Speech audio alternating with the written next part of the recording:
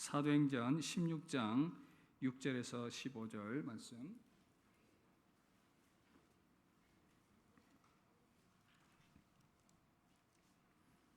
찾으신 줄 알고 교독하겠습니다. 성령이 아시아에서 말씀을 전하지 못하게 하시거늘 그들이 부르기아와 갈라디아 땅으로 다녀가 무시아 앞에 이르러 비두니아로 가고자 있으되 예수의 영이 허락하지 아니하시는지라. 무시아를 지나 드로아로 내려갔는데 밤에 환상이 바울에게 보이니 마게도냐 사람 하나가 서서 그에게 청하여 이르되 마게도냐로 건너와서 우리를 도우라 하거늘. 바울이 그 환상을 보았을 때에 우리가 곧 마게도냐로 떠나기를 힘쓰니 이는 하나님이 저 사람들에게 복음을 전하라고 우리를 부르신 줄로 인정함이로라.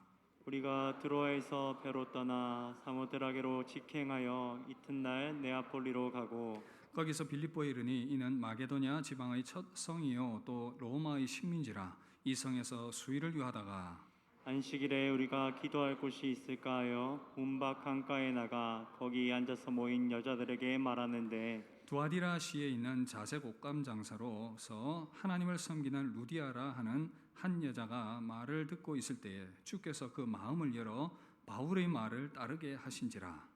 그와 그 집이 다 세례를 받고 우리에게 청하여 이르되 만일 나를 주 믿는 자로 알거든 내 집에 들어와 유하라 하고 강권하여 머물게 하니라. 아멘. 할렐루야. 사도행전 23번째 막힘 가운데 발견하는 인생의 목적이라는 제목으로 여러분들을 말씀으로 섬기겠습니다. 믿음의 삶을 살아가면서 믿음의 사람들이 크게 시험을 드는 경우들이 여러 가지가 있는데 그 중에 하나는 내가 뜻하고 계획했던 일들이 막히게 될 때에 그런 상황이 일어납니다.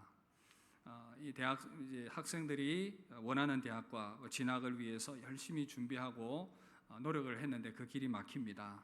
청년들은 또 누군가와 결혼을 하려고 했는데 또 헤어질 때가 있지요. 사업을 야심차게 준비한 사람들이 이렇게 사업을 하는데 그 길이 막힐 수도 있습니다. 또 직장을 구하고 직장에서 일들을 해 나가는데 이런저런 막힘들, 그래서 인생에는 이런저런 그런 막힘들 가운데 놓이게 되는데 성도들이 이제 그런 상황 가운데 놓이게 될 때에 참 시험에 드는 경우들이 있습니다.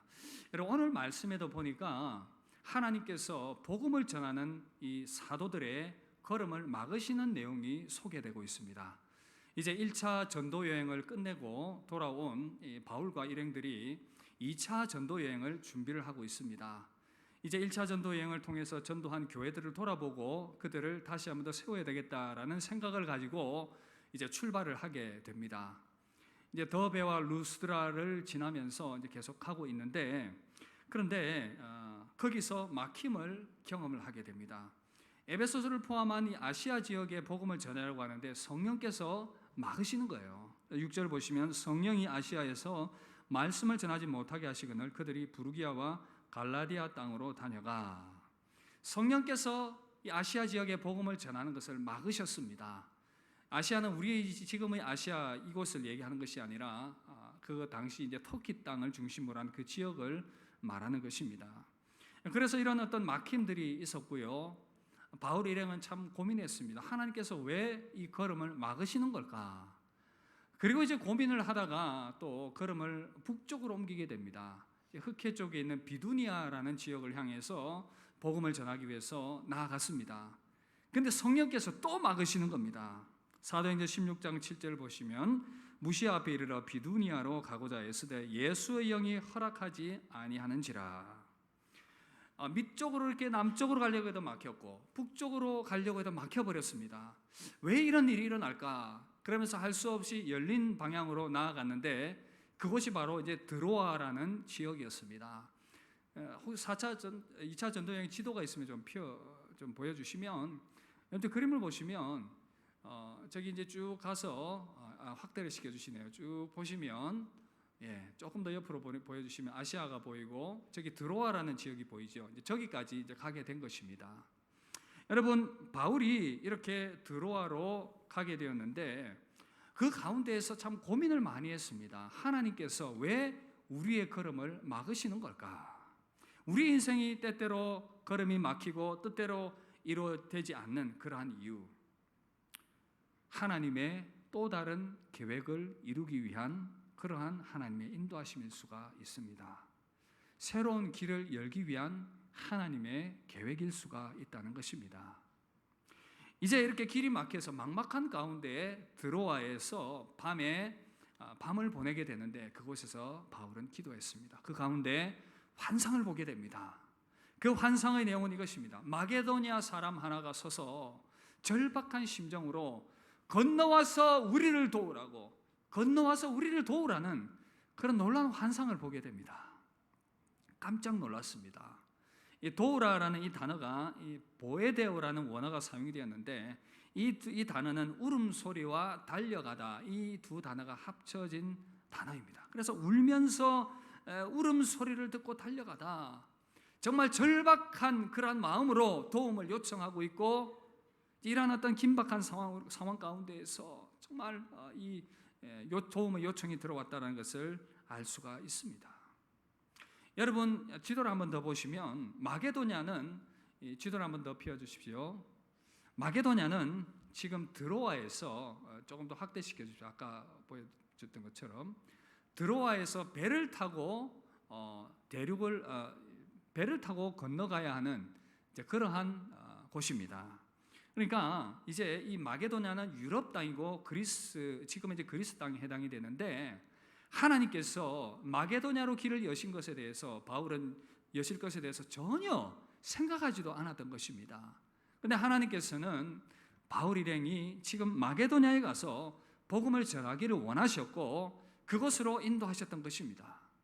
그래서 바울은 환상을 보면서 마음의 확신을 하게 되지요. 바울이 그 환상을 보았을 때에 우리가 곧 마게도냐로 떠나기를 힘쓰니 이는 하나님이 저 사람들에게 복음을 전하라고 우리를 부르신 줄로 인정함이로라. 성령이 아시아에서 복음을 전하는 것을 막으신 것은 지금 마게도냐에 가서 복음을 전하는 것이 더 긴박하기 때문에 그렇게 인도하신 것이었습니다. 마게도냐는 로마의 중요한 그런 하나의 점령 지역이었고 이 마게도냐를 통해서 로마를 비롯한 온 세상에 복음이 증거될 수 있는 너무나도 중요한 위치였기 때문에 하나님께서는 이러한 이 성령 인도하심을 따라서 이 바울 일행이 마게도냐 지역에 가서 복음을 전하도록 이끄셨던 것입니다.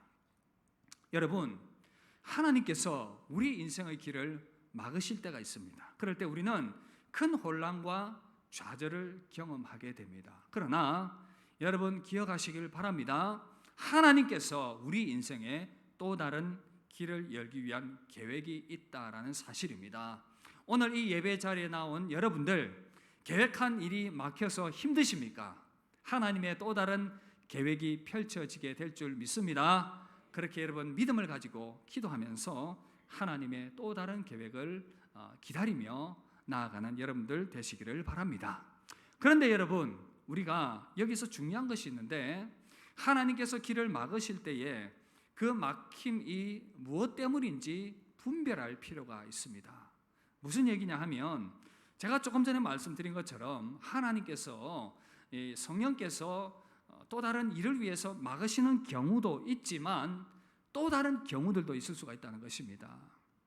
예를 들면 죄와 불순종의 길을 가고 있는 그 길을 막으실 수도 있어요. 그리고 또 사단이 그 길을 인생의 길을 막을 수도 있다라는 것입니다. 그래서 우리에게는 이 분별력이 필요합니다. 죄와 불순종의 길로 가고 있는 사람을 막으시는 경우 성경에 보면 여러 경우가 나오는데 민수기 22장에 보면 하나님께서 이 발람의 길을 막으시는 것을 보게 됩니다.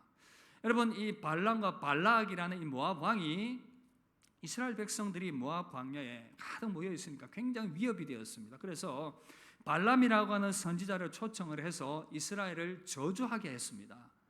이제 이 초청을 듣고 이제 발람이 이스라엘을 저주하기 위해서 가게 되는데 그 길을 하나님이 막으시는 겁니다. 낙이 눈을 열어서 군대가 보이기도 하고 나귀가 이제 움직이지 않는 그런 가운데에서 나귀를 때리기도 하고 나귀가 입을 열어서 말을 하기도 합니다. 가지 말라는 것이죠. 그래서 민수기 22장 32절 이렇게 말씀합니다. 보라 내 앞에서 내 길이 사악함으로 내가 너를 막으려고 나왔더니 이처럼 성도가 죄의 길을 향해 가게 될 때에 하나님이 막으시는 경우도 있습니다. 그리고 또 불순종의 길로 가고 있을 때에 요나를 보시면 하나님께서 요나에게 니느웨로 가서 복음을 전하라라고 했는데 이것을 거부했습니다. 다시스로 도망을 가는데 그 길을 하나님께서 막으셨습니다. 어떻게 해요? 풍랑이 일게 해서 여러분 이 요나가 또 바다에 빠지게 만들고 물고기가 삼키게 하는 이제 그런 과정을 통해서 요나는 물고기 뱃속에서 하나님께 회개하는 잘못된 길로 나아가니 불순종의 길로 나아가니 하나님께서 막으신 경우도 있습니다. 그런가 하면 또 사단이 길을 막을 수도 있어요. 17장에 사도행전 17장에 보면 바울이 데살로니가 지역에 복음을 전합니다. 이후에 시간이 좀 흘러서 이곳을 다시 한 번 더 방문을 하려는 계획을 세웠는데 이 사단이 사람들을 충동질을 해서 바울이 다시 이 데살로니가로 방문을 하지 못하도록 막는 그러한 상황이 일어났습니다. 이것을 보고 이제 바울이 답답한 심정으로 데살로니가전서 2장 18절에 이렇게 말합니다. 그러므로 나 바울은 한 번 두 번 너희에게 가고자 하였으나 사탄이 우리를 막았도다. 성도의 걸음을 이렇게 사탄이 방해하면서 막을 수도 있다라는 사실. 이처럼 죄나 불순종의 길로 갈 때에 하나님이 막으시기도 하고 사단이 길을 막기도 합니다. 때로는 하나님께서 또 다른 길을 열기 위해서 막으시기도 하는데 여러분 이 가운데에서 우리에게 분별력이 필요하다는 것입니다. 왜냐하면 이 분별력을 갖추어야 거기에 맞게 우리가 대처할 수 있기 때문입니다. 죄와 불순종의 길을 가고 있는데 막으신다라고 한다면 이것이 깨달아지면 이제 돌이켜야 하는 것입니다. 사단이 길을 막고 있다라는 판단이 서면 우리는 그것을 뚫고 나갈 수 있는 기도를 해야 하는 것입니다. 하나님께서 또 성령의 인도하심을 따라서 새로운 길을 열기 위한 그러한 계획이 있다면 순종함으로 받아들이고 새로운 길로 나아가기 위한 준비를 또한 해야 하는 것입니다. 여러분, 이 분별력이 우리에게 필요합니다. 그렇다면 이 분별력은 어떻게 우리에게 생겨날 수 있겠습니까? 바로 기도할 때 가능합니다. 기도할 때 성령께서 이것을 알게 해주십니다. 여러분 바울을 볼까요? 바울이 주님의 뜻을 잘 분별했던 이유, 기도의 사람이었기 때문이었습니다. 바울이 아시아에서 또 비두니아에 복음을 전하려고 할 때에 막으셨던 하나님의 그 뜻, 기도 가운데 발견할 수 있었습니다. 그리고 기도 가운데 마게도냐에서 와서 도와달라는 그 환상을 보고 순종할 수 있었던 것, 기도의 사람이었기 때문에 하나님의 뜻을 분별할 수 있었던 것입니다. 그런데 여러분, 성도가 하나님의 뜻을 분별하지 못하는 이유가 무엇이겠습니까? 기도하지 않기 때문입니다. 기도하지 않기 때문에 하나님의 뜻을 분별할 수가 없는 것입니다. 그래서 이 나의 뜻대로 되지 않을 때 분노가 일어나고 격한 반응이 일어나고 하나님을 원망하고 기도하지 않기 때문에 성령의 인도함을 받지 못하기 때문에 이런 육신적인 생각에 가득 매이게 되는 것입니다. 그러나 여러분, 기도할 때에 성령께서 분별력을 주신 줄 믿습니다. 분별력을 주신 줄 믿습니다. 그래서 여러분, 기도해야 하는 것입니다. 막힘 가운데서 우리는 기도의 자리로 나아가야 하는 것입니다. 그리고 또 신구약 66권이 완성이 되었기 때문에 하나님의 말씀에 귀를 기울여야 합니다.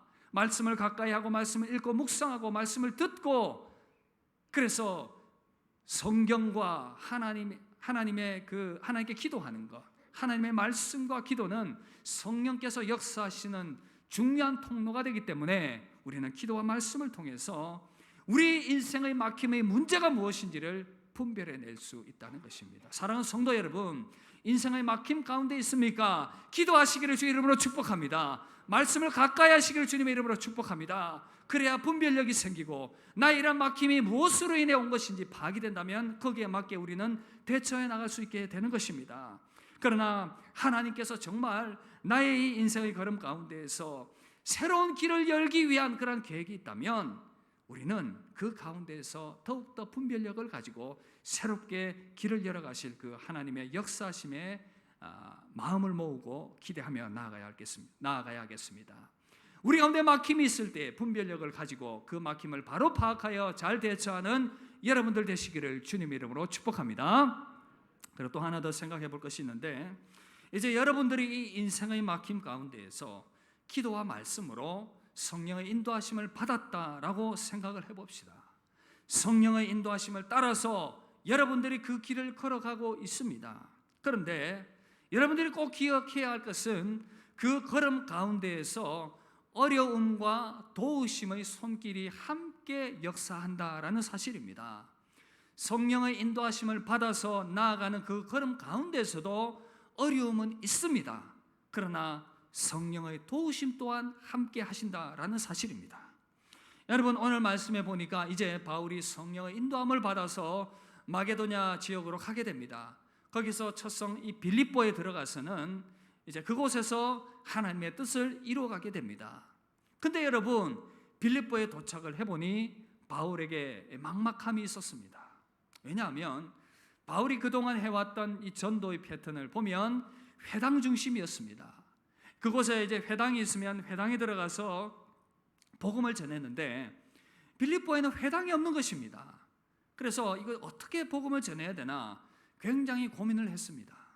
그리고 그곳에는 아는 사람도 없었습니다. 지인도 없었습니다. 그래도 안내를 받고 도움을 받아야 하는데 아무도 없는 것입니다. 그래서 바울은 그곳에서 며칠을 보내게 됩니다. 12절 보시면 빌립보에 이르니 이는 마게도냐 지방의 첫 성이요 또 로마의 식민지라 이 성에서 수일을 유하다가. 여러분, 얼마나 막막했겠습니까? 성령의 인도함을 받아서 갔는데 뭐가 제대로 준비된 것이 없는 것입니다. 그러나 여러분, 이때 하나님의 도우심의 손길이 임하게 됩니다. 이제 밖으로 나가서 사람들을 만납니다. 강가에 있는 여인들을 만납니다. 그곳에서 빨래를 하고 있었는지 무엇을 하고 있었는지 알 수 없지만 그곳에서 복음을 전하게 됩니다. 그런데 놀라운 역사가 일어납니다. 하나님께서 한 사람의 마음을 활짝 여셨습니다. 바로 그 사람의 이름은 루디아였습니다. 14절 보시면 두아디라시에 있는 자색 옷감 장사로서 하나님을 섬기는 루디아라 하는 여자가 말을 듣고 있을 때 주께서 그 마음을 열어 바울의 말을 따르게 하신지라. 그리고는 그 온 집이 복음을 듣고 세례를 받게 되는 놀라운 역사가 일어나게 됩니다. 그래서 이 사람이 자기 집을 개방을 하고 기도처로 자기 집을 그렇게 내놓게 되는 것입니다. 여러분, 루디아가 이 자주 장사라고 했는데 이 자주 옷감, 값비싼 옷감입니다. 그러니까 우리가 추측해 볼 수 있는 것은 제법 재력이 있는 사람이었고요. 집도 이렇게 커서 이 기도의 처소로 내줄 수 있었다라고 하는 것은 집도 제법 방도 많고 넓었다라는 것을 생각을 해볼 수가 있습니다. 막막한 가운데 갔지만 하나님께서 사람을 만나게 하시고 모든 것들을 이렇게 예비해 놓으시고 길을 열어 주셨던 것입니다. 여러분, 바울에게는 새로운 마게도냐 빌립보로 들어가는 일은 상당히 도전이었지만 가보니 하나님께서 예비하신 그 모든 예비하심을 경험할 수가 있었습니다. 여러분, 우리 인생 가운데서도 우리가 정말 믿음을 가지고 하나님의 인도하심을 구하며 기도하며 그렇게 길로 나아갔지만 어려움이 있을 수가 있습니다. 그러나 여러분 꼭 기억합시다. 우리 인생 가운데 하나님의 도우심의 손길 또한 함께함을 믿습니다. 하나님의 도우심의 손길 또한 함께하심을 믿습니다. 그래서 우리는 우리 인생의 걸음을 믿음으로 걸어갈 수 있다라는 것입니다. 우리 인생의 걸음 가운데 하나님의 도우심의 손길이 있다라는 것을 믿고 믿음의 걸음을 승리하며 걸어가는 여러분 되시기를 주님 이름으로 축복합니다. 여러분, 그리고 마지막으로 함께 나누기를 원하는 중요한 말씀의 요점이 하나 있는데 바로 성령께서 성도의 걸음을 인도하시는 가장 중요한 목적과 이유가 무엇인가 하는 것입니다. 하나님께서는 성도의 걸음을 때로는 열기도 하시고 닫으시기도 하십니다. 왜 이렇게 하시겠습니까? 왜 하나님께서는 우리 인생의 걸음을 막기도 하고 열기도 하시겠습니까? 바로 성도된 우리 인생의 궁극적인 목적이 무엇인지를 돌아보게 하기 위함인 것입니다. 그래서 우리는 인생의 걸음이 막히게 될 때에 하나님 앞에서 진지하게 설 필요가 있다는 것입니다. 그 막힘 앞에서 과연 나의 인생은 무엇을 위해 살아가는 인생인가를 돌아보게 하시는 하나님의 계획이 있다는 것입니다. 여러분, 인간은 특별한 존재입니다. 다른 동물들과는 다르게 생의 의미와 가치를 고민하는 존재입니다. 죄송하지만 여러분들이 집에서 키우는 사랑하는 그 여러분들의 멍멍이, 댕댕이, 그리고 고양이, 여러분 개들이 이 거실에 이제 따뜻한 햇볕에 앉아서 노곤하게 이렇게 멍하게 있습니다. 그렇게 있다고 해서 얘들이 생의 의미에 대해서 고민하고 있는 것은 아닙니다. 그저 노곤하고 좋으니까. 그러나 여러분, 인간은 다릅니다. 우리는 인생의 의미에 대해서, 가치에 대해서 고민하는 존재입니다. 그래서 제가 이전에도 한번 인용을 했는데, 아브라함 메슬로우라고 하는 심리학자가 이런 이론을 얘기했습니다. 욕구 위계 이론. 이전에 한번 들어보셨을 텐데, 사람이 가지고 있는 기본적인 그런 욕구들이 있다는 거예요. 제일 밑바닥에는 표를 보여주시면 생리적인 욕구가 있습니다. 먹고 자고 하는 기본적인 이 생리의 욕구. 그 다음에 이제 그 생리적 욕구가 채워지면 안전의 욕구를 갈망하게 됩니다. 내 삶이 조금 더 안정적이길 원한다. 이러한 점들이 어느 정도 채워지게 되면 이 사회의 관계의 어떤 욕구들이 생겨납니다. 나 홀로 살아가는 존재가 아니고 사람들과 함께 더불어 의미 있는 그런 삶을 살아가기를 원하는 그런 교제의 욕구가 있습니다. 그 다음 단계로 나아가게 되면 우리는 사람들에게 내가 좀 인정받고 싶다라는 인정 욕구들이 일어납니다. 여러분 다 그런 마음이 있지 않습니까? 내가 좀 가치 있는 존재로 인정받고 싶다. 그런 마음이 우리에게 다 있습니다. 그리고 이제 마지막 최종 단계는 자아 실현 욕구입니다. 내 인생이 좀 더 가치 있고 의미 있는 인생으로 살아가기를 원한다 라는 그런 자아 실현이 최대한 이루어지는 그런 나의 인생이 되고 싶다, 그런 마음이 있다는 것입니다. 여러분, 이 이론이 제법 의미와 가치가 있지 않습니까? 돈을 제법 많이 번 사람들에게 물어보면 이 돈이 인생의 목적이 아니다라는 것을 깨닫게 되는 것은 그렇게 어렵지 않습니다. 명예가 전부인 것처럼 생각하는 사람들이 모든 것들을 이룬 사람들에게 물어보면 명예가 또 전부가 아니구나라는 것을 생각을 하게 됩니다. 깨닫게 됩니다.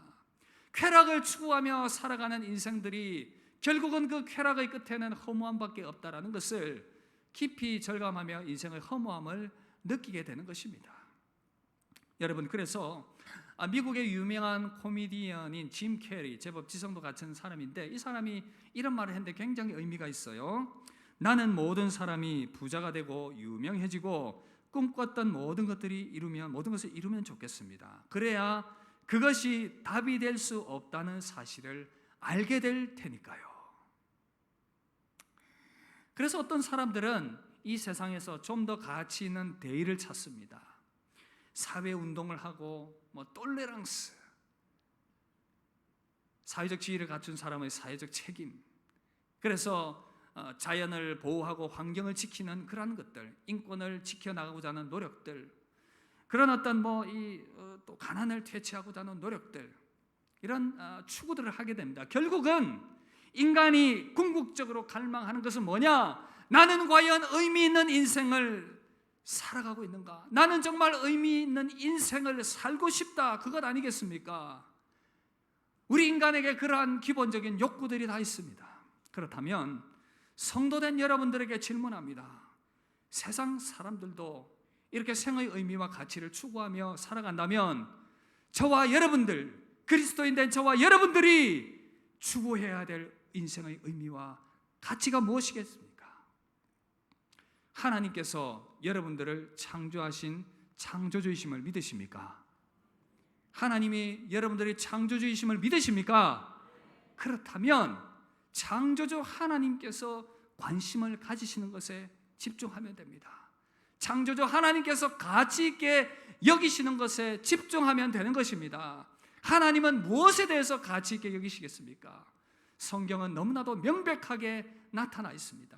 하나님의 아들 예수 그리스도를 왜 이 땅 가운데 보내주셨는지, 하나님의 아들이 왜 이 땅 가운데 오셔야만 했는지, 그 의미를 한번 생각해 보시면 답은 너무나도 쉽습니다.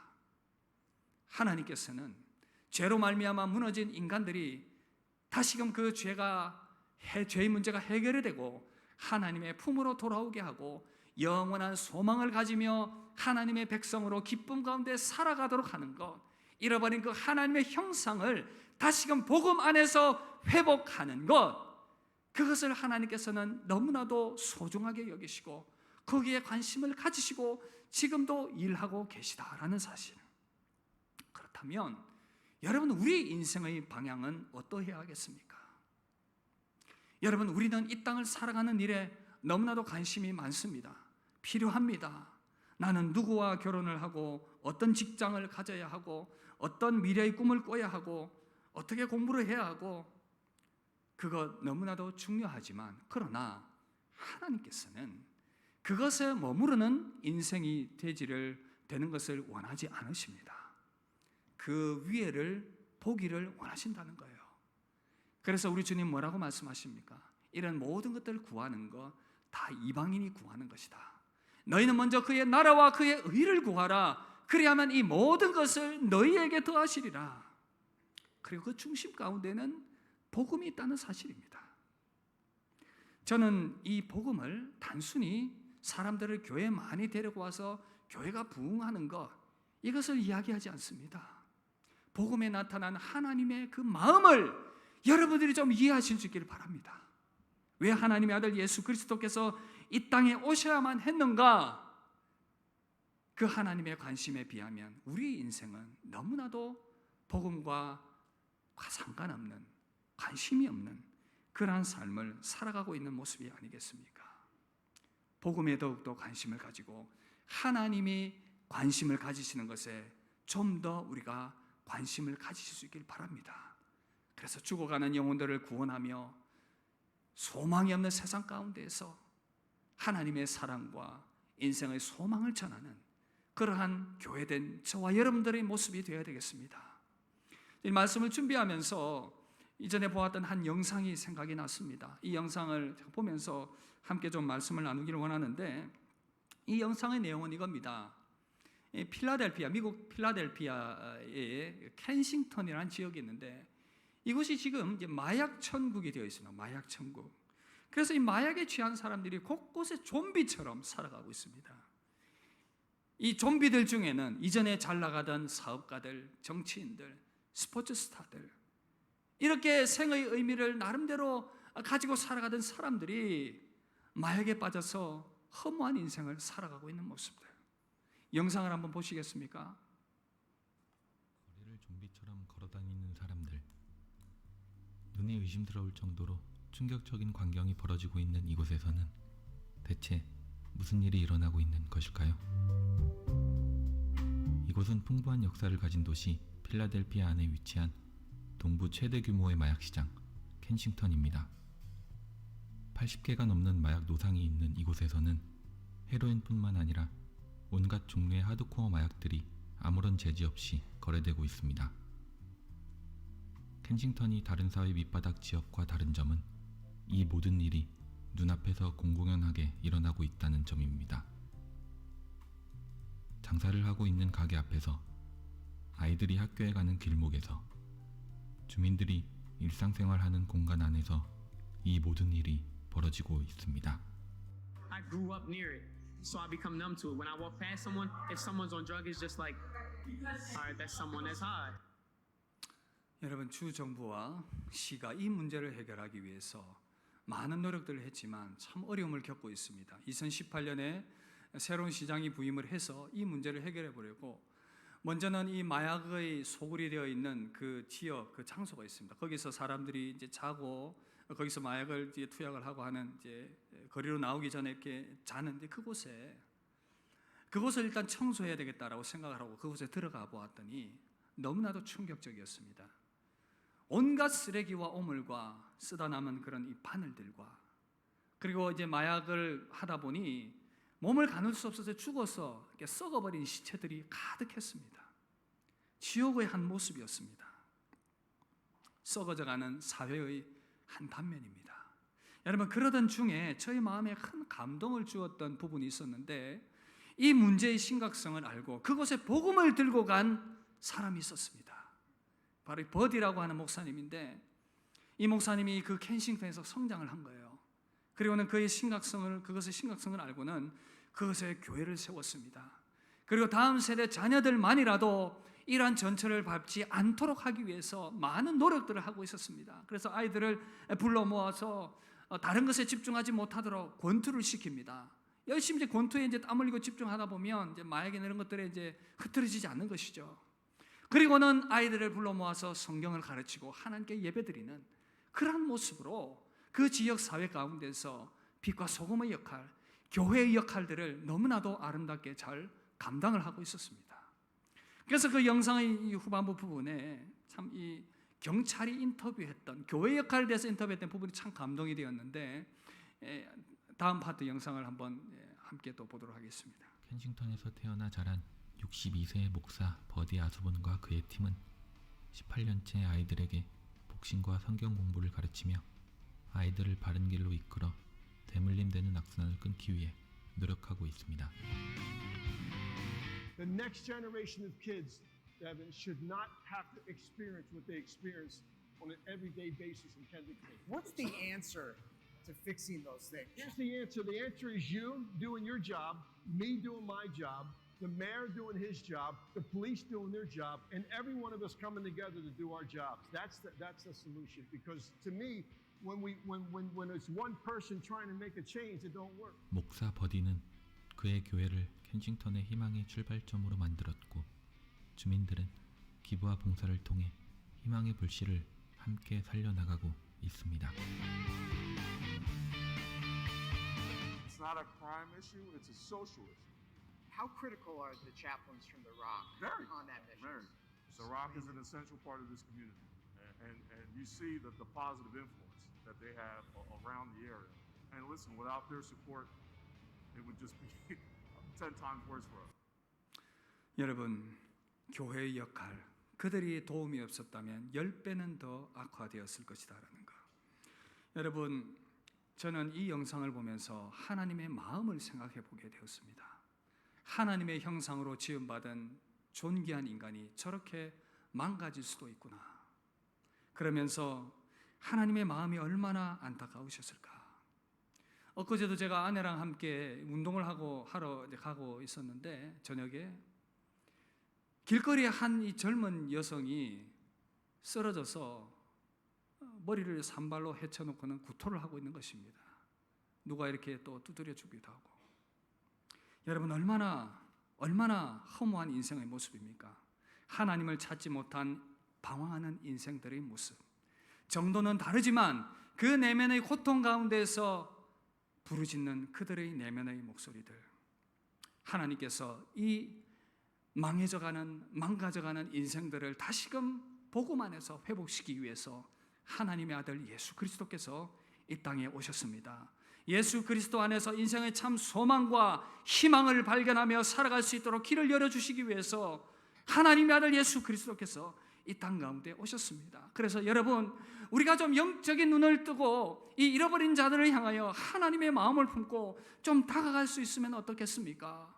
그럴 때에 하나님께서 이 모양 저 모양으로 길을 여시고 또 만나게 하시는 그런 은혜를 허락하실 것입니다.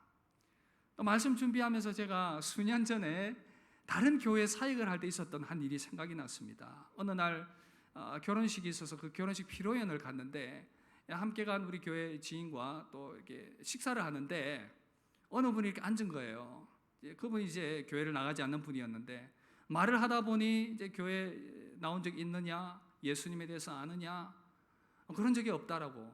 그래서 교회 한번 오시라고 그렇게 이제 주님에 대해서 얘기를 하고 오라고 얘기를 했습니다. 근데 이분이 오겠다는 거예요. 깜짝 놀랐습니다. 그렇게 이제 교회에 발걸음을 하고 또 새가족 공부도 이렇게 몇 번 하고 이렇게 저렇게 이제 지내는 그런 시간들을 보냈습니다. 이분이 이제 유기농 계란을 하는 분이어가지고 또 교회가 또 계란을 팔아주기도 하고 그런 어떤 관계성들이 형성이 되었는데, 그렇게 몇 번을 이렇게 모이다가 하던 몇 달이 지난 시점이었습니다. 부고 문자를 하나 받았습니다. 그 사람이 사망했다는 그 소식이었습니다. 저는 깜짝 놀랐습니다. 아니, 이 사람이 죽었다고? 알고 보니 저의 전화번호가 그분의 폰에 저장이 되어 있었고, 이제 아들이 이제 아버지 폰에 있는 이제 지인들에게 부고 문자를 보낸 것이었습니다. 그래서 저에게도 그 문자가 오게 되었고, 저는 그 문자를 보면서 너무 놀랐습니다. 하나님께서 많은 것들을 생각하게 하셨습니다. 복음을 지금 듣지 않으면 멸망할 사람이 있다는 것, 복음을 지금 듣지 않으면 오늘 함께하지만 내일 그 사람이 없을 수 있다라는 것. 그래서 이 땅에서의 생명과 죽음의 거리가 그렇게 멀지 않다라는 것을 다시 한번 더 생각을 해보게 되었습니다. 여러분, 바울에게 보여주셨던 마게도냐 환상이 우리에게도 보여지기를 기대합니다. 그 주변 사람들의 절박한 외침이 우리 가운데도 들려질 수 있으면 좋겠습니다. 그래서 우리가 조금 더 복음에 대해서 관심을 가지고 그렇게 생명을 나누는 그런 아름다운 삶을 살아가는 저와 여러분들 되시기를 주님 이름으로 축복합니다. 말씀 마무리하면서 여러분들에게 다시 한번 더 도전합니다. 여러분, 인생의 길이 맡기셨습니까? 그렇다면 하나님께서 우리에게 분명히 말씀하시는 바가 있습니다. 그 인생의 막힘을 통해서 너는 과연 무엇을 위해 살아가느냐? 하나님의 나라와 복음에 대해서 얼마나 관심이 있느냐? 그것을 질문하십니다. 여기에 대한 분별력이 없으면 우리는 그 막힘 가운데에서 절망과 좌절과 하나님을 향한 원망을 계속 쏟아낼 것입니다. 그러나 이 막힘을 통해서 하나님 나라를 위해서 의미 있게 살아가라는 그 하나님의 음성을 듣게 된다면 하나님께서 우리 인생에 새로운 길을 여실 것입니다. 새로운 인생의 길을 통해서 더 가치 있는 아름다운 삶으로 우리를 이끌어 가실 것입니다. 그렇게 열리는 길이 때로는 어렵고 힘들 수도 있지만 그 가운데 하나님의 도우심의 손길이 함께 하실 것입니다. 인생의 길이 막히셨습니까? 하나님께서 여러분들 가운데 새로운 길을 여시기를 주의 이름으로 축복합니다. 주의 이름으로 축복합니다. 그 새로운 길이 열리게 될 때에 하나님의 뜻을 더욱더 생각하며 하나님께 영광 돌리는 저와 여러분들 되시기를 주님의 이름으로 축복합니다. 우리 함께 받은 말씀 생각하며 찬양하고 함께 기도하며 나아갑시다. 주님의 길, 그 길 가기를 원합니다. 우리 소원하는 마음 가지고 우리 함께 찬양합시다.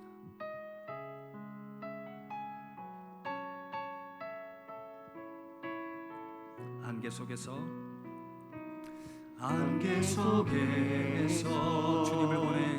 주님을 보내 아무도 없을 것 같던 그곳에 우리에게 손 내미셔서 나를 붙드네 길고 쓰러져 가던 그곳에 우리 한 번 더 찬양합시다. 안개 속에서 주님을 보내 아무도 없을 것 같던 그곳에서 손 내미셔서 나를 붙드네 길고 쓰러져 가던 주님 우리에게 말씀하십니다. 주 말씀하시네 내 손 잡으라고 내가 곧 길이요 진리 생명이니 주님이 여시는 그 길을 믿음으로 바라봅시다. 주 예비하신 곳 다른 길로 돌아서지 예수의 길 예수의 길 그 좁은 길 나는 건네 주 손잡고 그 무엇도 두렵지 주님 주신 약속 내게 있으니 세상의 길 그 험한 길 성령으로 승리하네 성령으로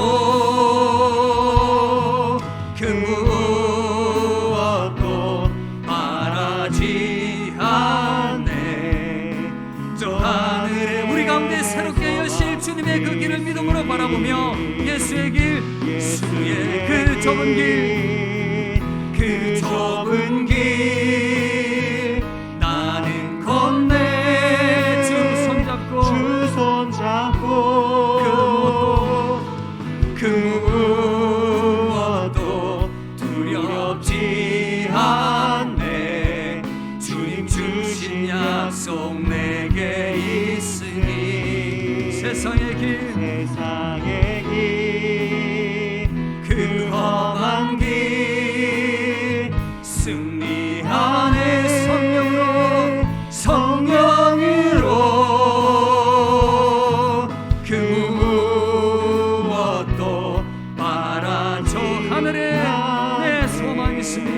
저 하늘에 내 소망 있으니.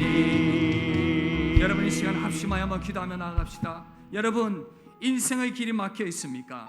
그 길 가운데서 하나님의 뜻을 분별하게 하여 주시옵소서.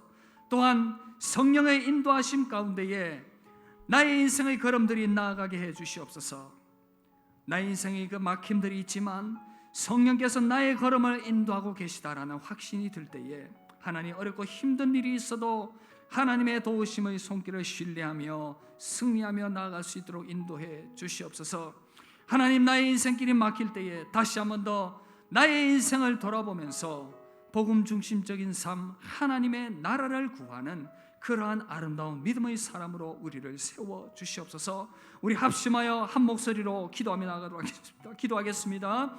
살아계신 하나님 감사와 찬양을 드립니다. 오늘도 주께서 우리로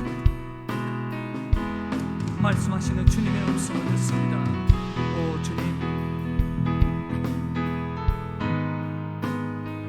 우리 인생 가운데 우리 인생의 걸음을 하나님께서 새롭게 열어가심을 믿습니다.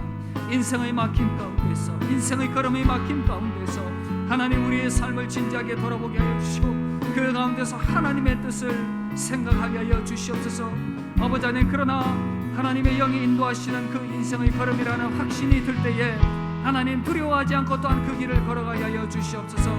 우리 인생 가운데에 막힘이 있을 때 또 다른 하나님의 길을 여실 것이다라는 믿음을 가지고 성령의 인도함 따라서 걸어가게 하여 주시고 어렵고 힘든 일을 만나게 될 때에 그 가운데서 또한 동심의 손길을 펼치실 것들을 믿음으로 바라보며 걸어가게 하여 주시옵소서.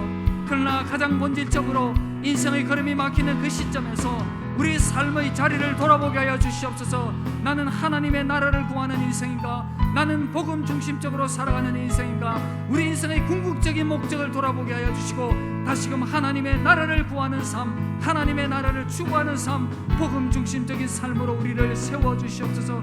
그러한 은혜 가운데, 그러한 믿음 가운데 우리를 세워주셔서 다시금 하나님께서 우리 인생의 가운데 새로운 길을 여실 때에 기쁨과 감사함으로 그 길을 걸어가며 하나님의 영광을 구하는 그러한 아름다운 생으로 우리의 삶들이 변화되어질 수 있도록 주여 인도하여 주시옵소서. 크신 은혜를 우리 가운데 더하여 주시옵소서.